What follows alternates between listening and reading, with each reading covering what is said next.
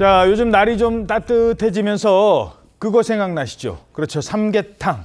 이런 보양식 식당 찾는 분들도 이제 슬슬 늘어날 것 같습니다. 자, 이제 손님 올만하니 이런 일을 당했다고 합니다. 한 삼계탕 집에 단체 포장 주문이 들어옵니다.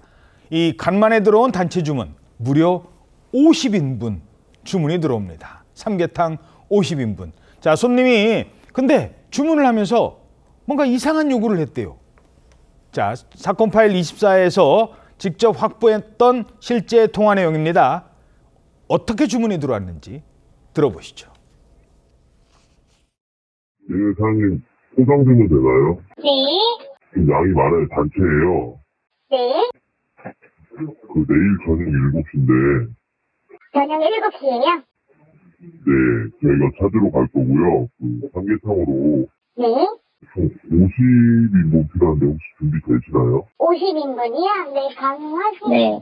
저희가 이제 내부에 결제 서류를 하나 올려야 돼가지고. 네. 혹시 사업자 등록증 하나 보내줄 수 있나요? 이 번호로? 저희가 카드로만 해야 돼가지고. 아, 카드로요? 아, 네, 알겠습니다. 그러면 그렇게 도와드립니다. 자, 삼계탕을 주문을 했는데 갑자기 사업자 등록증을 보내달라? 좀 이상하네. 무슨 일입니까? 그렇습니다. 지금 이 식당 주인이 5년째 이제 보양식 식당을 운영을 하는 자영업자인데요. 예. 최근에 식당으로 저렇게 보시다시피 삼계탕 50개 주문이 들어왔습니다. 야. 요즘 같은 경우에 얼마나 불황이에요. 얼마나 좋아요, 50인분. 그러니까요. 단체 50인분이면 정말 보통 큰 주문이 아닌데 특이한 요구를 냈습니다. 이 전화 주문을 한 사람이 회사 승인을 받아야 된다. 내부 결제를 올려야 된다면서 이 주인한테 사업자 등록증을 달라는 거예요. 예. 보내달라. 그런데 굉장히 좀 이상한 상황이잖아요. 그래서 지금 싫다는 기색을 비쳤습니다. 그러니까는 저 손님이 명함을 찍어서 보내달라. 그런 요구를 했습니다. 예. 그래서 좀 뭔가 이상하죠. 그래서 어쨌든 주문을 받으려다 보니까는 찍어서 보내줬고 그리고 삼계탕 50그릇을 준비를 했습니다. 준비 과정에서 계속 이 손님한테 전화를 했습니다.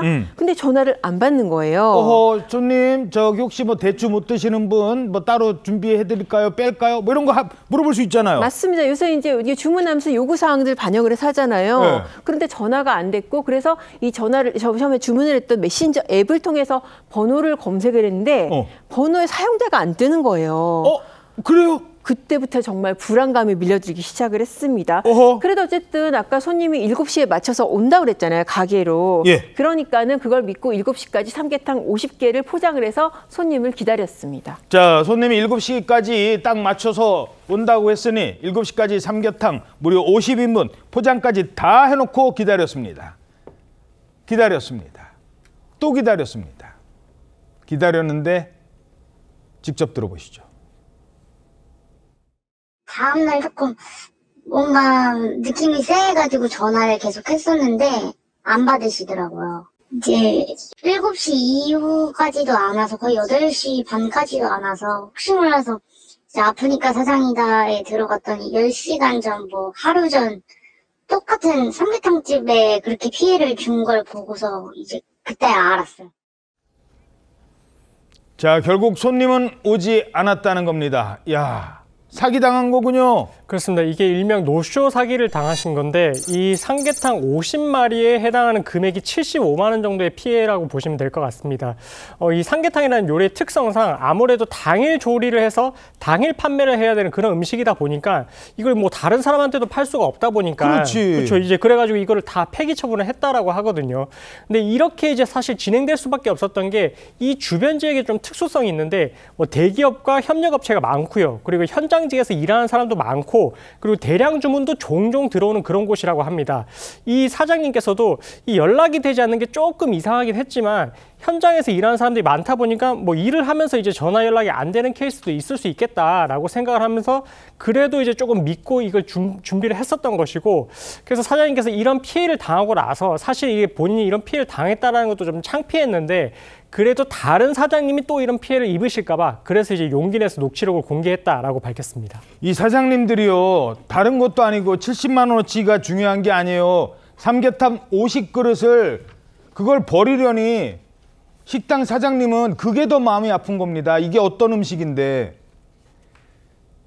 다른 손님들, 다른 사장님들 당할까 봐, 또 당할까 봐 지금 알렸다고 하잖아요. 우려했던 대로 이 집만이 아니었습니다. 이 식당만 당한 게 아니었습니다. 또 다른 이번엔 닭백숙 식당 사장님이 같은 일을 당했다고 합니다. 그때는 뭐 의심 안 했죠. 액수가 커가지고 제가 계약금을 좀 넣어달라고 그랬어요. 그러고 알았다고 저 계좌번호 보내달라고 그러더라고요. 그래서 보내고 나서 다음날 아침에 한번 메일을 열어봤더니 없어요. 그냥 안 해야겠다 이렇게 생각하고 있다가 갑자기 찾아오면 또 난감해질 것 같아가지고 그래서 그 문자 보내고 나서 바로 이제 조리를 하기 시작을 했죠. 자, 60명이 먹을 닭백숙 20마리입니다. 이게 전부 얼마치라고요?